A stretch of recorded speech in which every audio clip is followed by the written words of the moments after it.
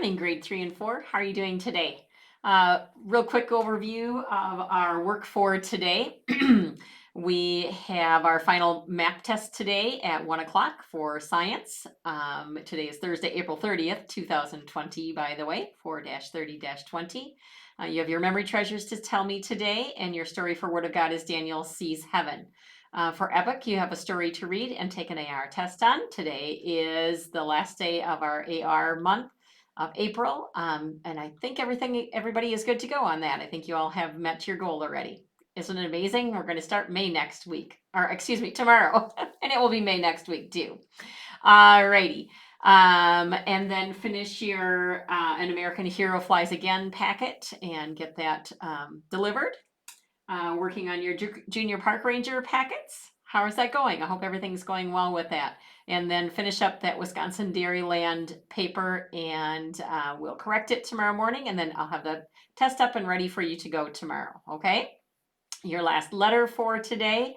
I forgot to put on there spelling test. Okay, so spelling test as well. You can remember, right? Or do I need to write it down?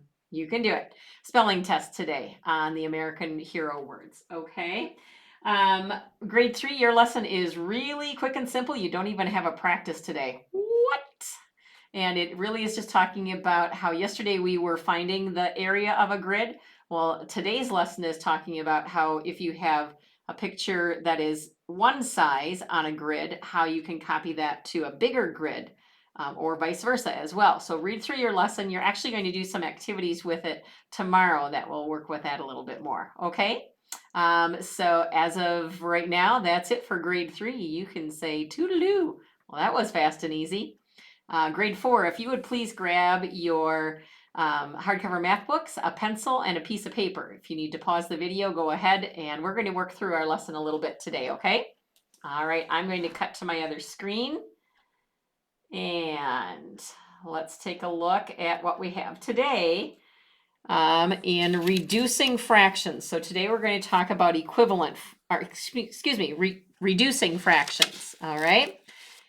You might remember that when we were doing equivalent fractions, we had to talk about finding a name for one, and we would multiply. So when we were doing equivalent fractions,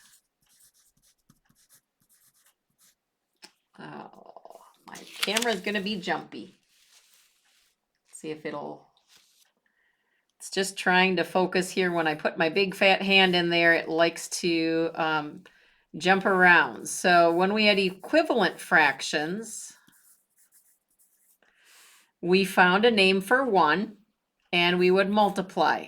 Remember, like 2 over 2, we found a name for the number 1. All right. Well, let's look. We're going to do something similar, but not exactly the same when you are reducing. And think about it that this got bigger numbers, right? When you multiply, you get bigger. Well, today we're going to reduce, and so we want to get smaller.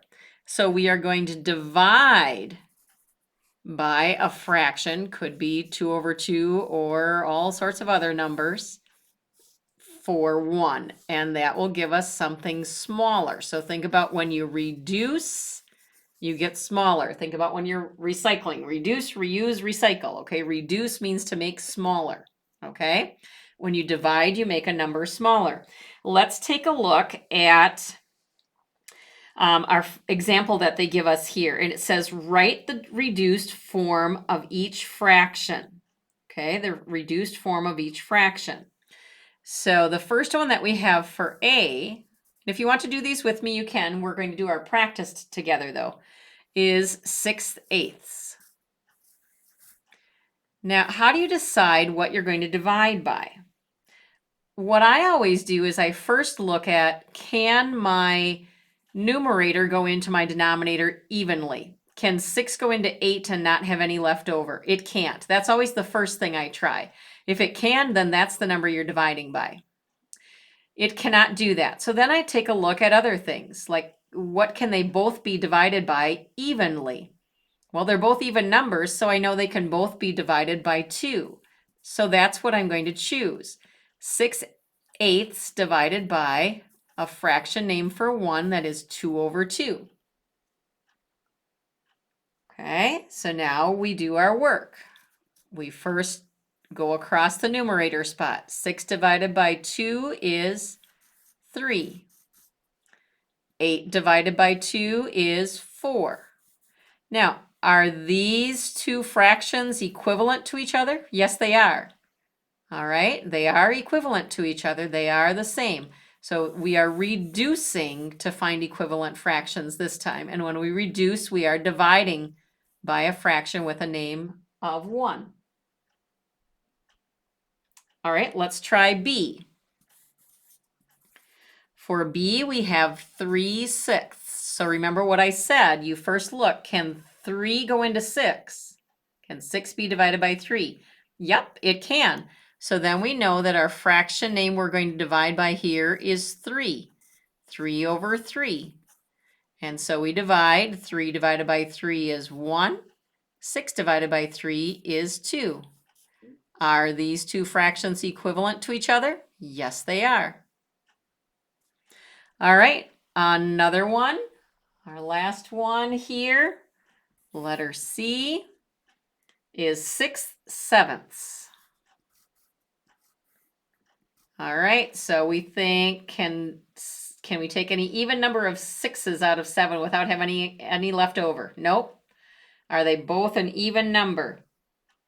Nope. So we think about what can we multiply? Is there anything we can do? Nothing at all. Not a thing. And so what would we divide by?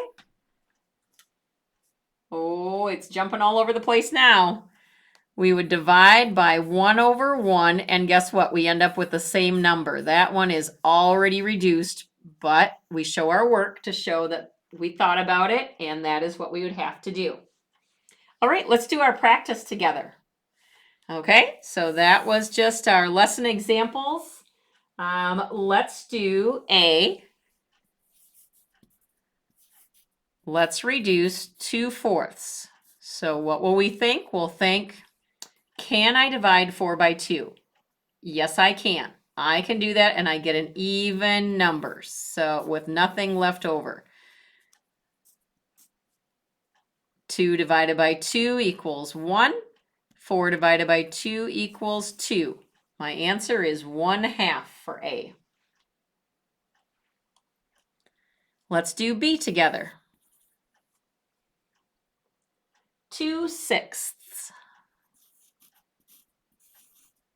What will I divide 2/6 by? Do you have an idea? Can I divide 6 by 2 and have a number without anything left over? I sure can. So I'm going to divide by the name of 1, that is 2/2. Do my numerators. 2 divided by 2 is 1. 6 divided by 2 is 3. We are on a roll. Let's do C. 3/9. They're making it easy for us, aren't they? 3/9. All right, so the first thing we think, can I divide 9 by 3? I sure can. So I'm going to do a fraction, name of 1, that is 3/3. Do my numerators. 3 divided by 3 is 1. Do my denominators. 9 divided by 3 is 3. How about D? D says 3/8. Can I divide 8 by 3 and not have anything left over? No. Are they both even numbers? No. Are there any factors of 3 that are also factors of 8? Only one. 1/1, and so this one is already reduced as far as it can be, but we show our work. Letter E. 2/10. I'm going to give you some time to see if you can figure it out. You do 2/10. I'll give you a few seconds here. What will you choose for your number of 1? What will it equal?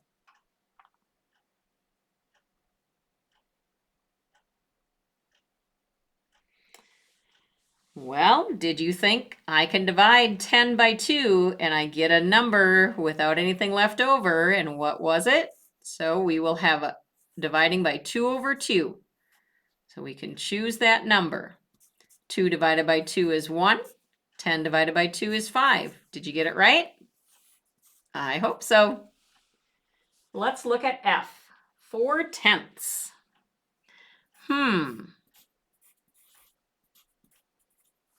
Well, I know I can't take 4 into 10 and not have any remainders. So they're both even. Let's do 2 over 2. 4 divided by 2 is 2. 10 divided by 2 is 5. There's our reduced fraction. 2 left. 9/12 for G.